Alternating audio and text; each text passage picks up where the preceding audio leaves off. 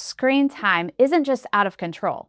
Childhood is disappearing, not all at once, but in one ordinary moment at a time.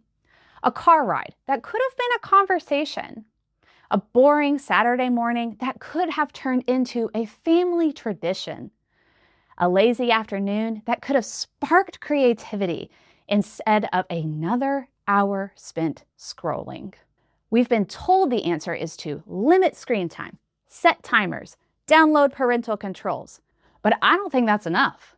Because if we only take away screens without replacing them with something meaningful, our kids will keep fighting to get them back. The real battle isn't over screen time. It's over what becomes normal and treasured in your home. A friend of mine recently laughed and said, "I can't believe you are now making YouTube videos. You guys are the most unplugged family that I know." Now, that isn't because we hate technology or because we are extraordinarily disciplined. It's because we've slowly replaced screen time with meaningful family rituals. Simple things that we've repeated over and over until our kids started to choose offline life over screens. So today, I'm sharing with you our 5 family rituals that have helped transform our home, helped us to raise kids that prefer offline life, and made screen-free normal, even in the busiest season of our entire lives. To understand how our family grew our offline life, we need to talk about the typical strategies. Because screens kept creeping in like an invasive vine, and screen time wasn't cutting it. So I'm upstairs working on my business. A kid comes up and interrupts me and says, "Can we watch one more thing?" And my brain is like jolted awake. And I'm like, well, they have done everything they needed to do today. They're happy.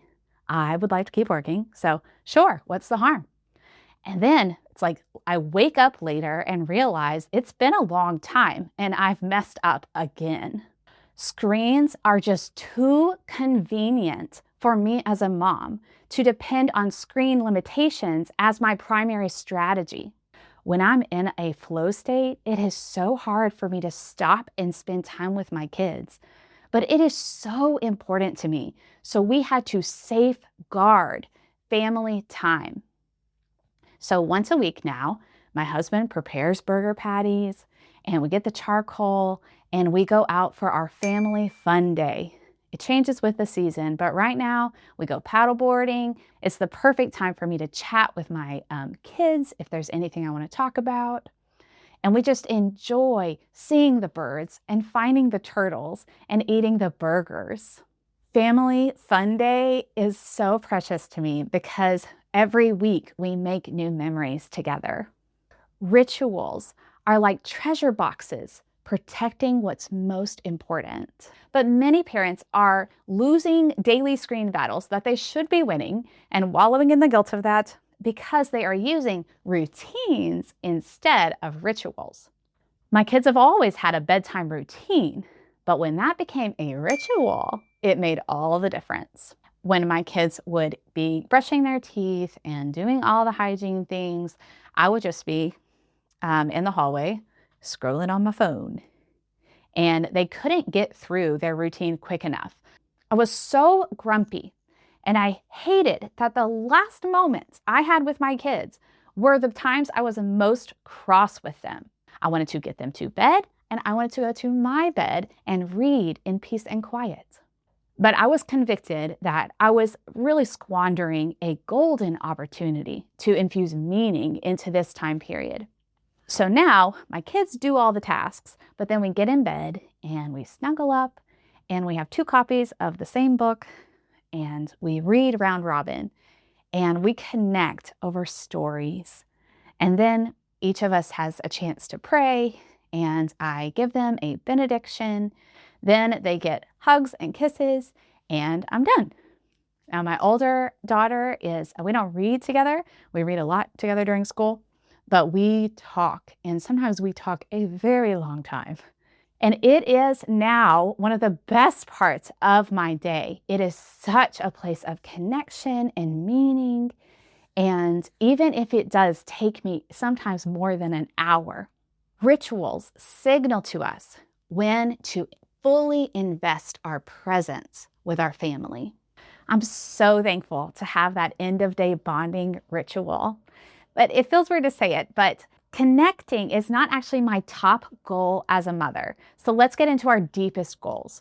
Because if we don't do this, your kids will be sitting ducks for modern culture if we don't figure out how to turn a connecting ritual into a strengthening ritual.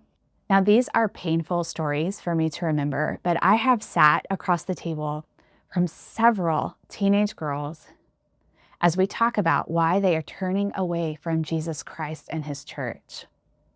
And when I leave those conversations, I come home and James and I start hashing it out. How could this have been prevented?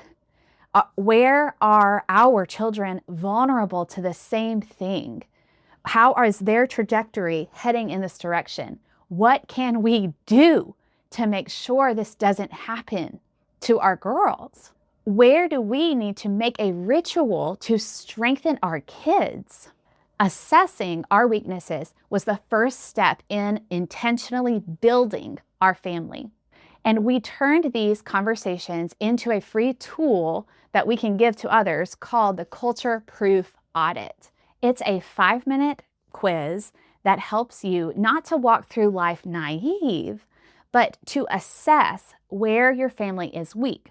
You can apply rituals to areas of weakness to turn them into strengths. So you can get that in the link below. We knew our Sunday morning church routine needed to be a strengthening ritual, but we realized that the way we were going about it actually stripped it of its power, and we had to make a different approach. The normal routine in most churches is that you don't really see your kids much at all. And when children are actually in the service, it's like you think that your job is to keep them quiet. And the top goal is to keep them from being a distraction.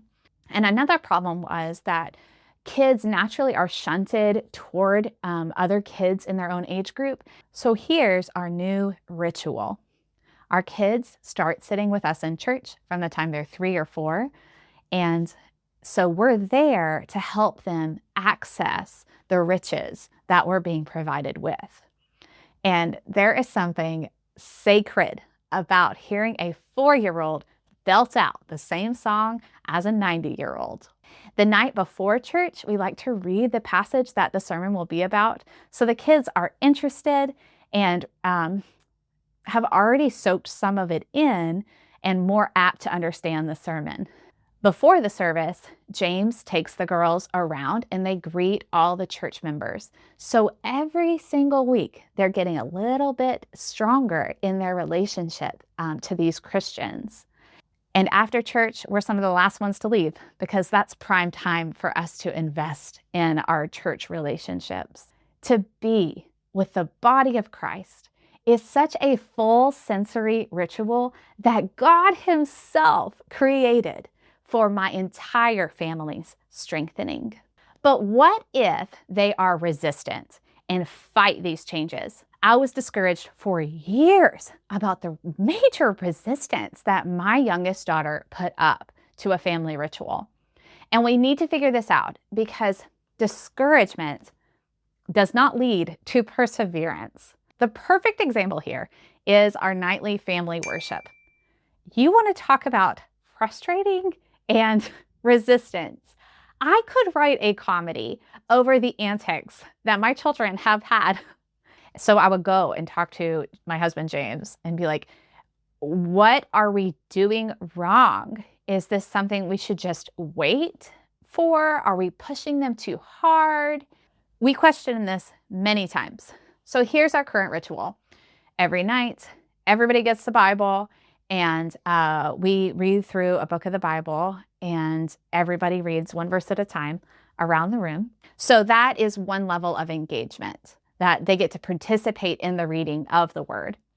Then my husband will call on a child and they will retell what they have read in their own language. And that's another help.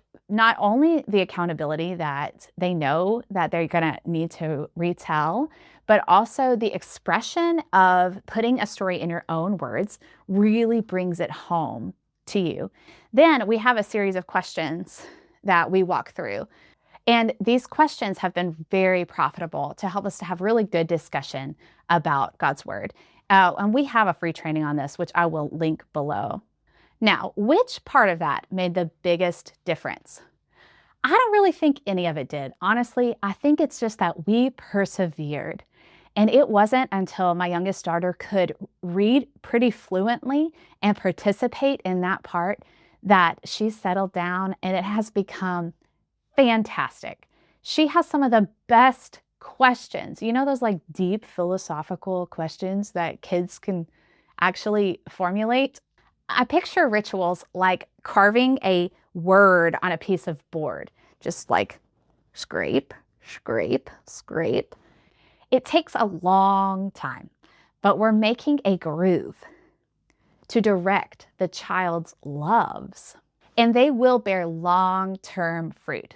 Now, you probably have a lot of repetition in your week with your kids already, which is great, but you may wonder, am I making best use of the recurring events? Because they don't really feel like rituals. A great example of this is dinner. This used to be the worst moment of my day. I feel like I've said that so many times in this video, and I'm telling the truth. I guess I had a lot of really bad moments in my days.